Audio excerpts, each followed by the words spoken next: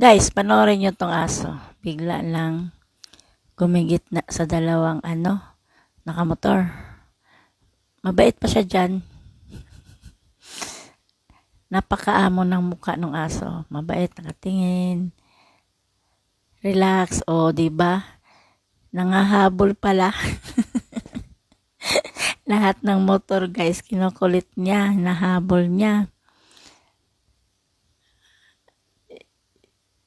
Hala, naranasan ba ninyo yung ganito? Mister ko kasi madalas pag nakamotor. Nahabol daw siya lagi ng mga aso, lalo na pag gabi. Takbo! Ang kulit ng aso, nangaharang. Walang magawa yung aso sa buhay niya.